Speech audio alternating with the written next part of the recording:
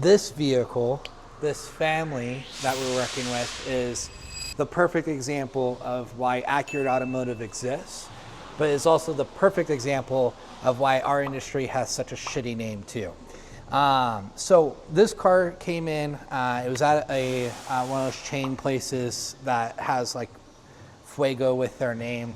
And they told this lady she needs front and rear brake pads and rotors, front and rear brake calipers, that the plug on her transmission is missing, and that they were just giving her hassle behind it.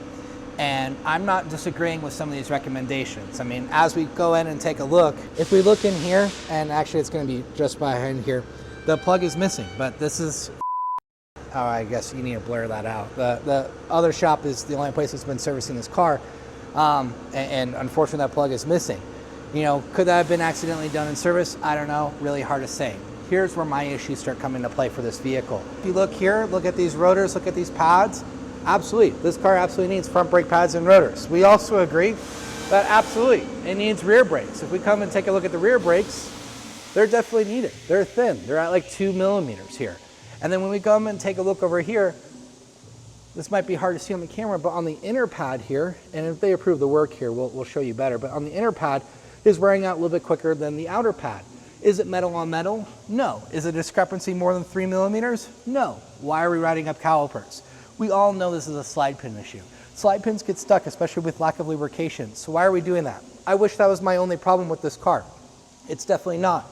I agree, they are definitely missing a plug, so it's completely drenched in fluid here. But if you just did an oil change and your filter is already leaking, we're within 2 days, look how dark that oil is too, and you're gonna put on that paint mark on that drain plug, telling me that that isn't trying to cover something up here to prove something to someone to make sure that wasn't moved here, that is complete BS.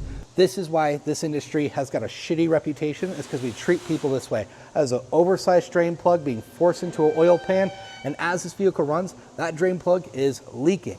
Why did you put the paint on there? I wonder why. I bet that paint's on there because you want to make sure that that drain plug doesn't get moved here because you knew something got fucked up when you were putting that in. This is why. This is why this industry sucks. This is why people hate getting their cars fixed here. More importantly, this is why Accurate Automotive exists here. Is this how you want to be treated? Is this really, you go to a place and you're having a ton of fluid being poured out of your vehicle basically, and you're being told, oh, it has to be your fault, you had to do this, you had to, I don't know, it's just not fair. If you're looking for a place that you actually need a relationship or you need a second opinion, just come by. I'm here all the time. I'm happy to help you out. But this is bullshit.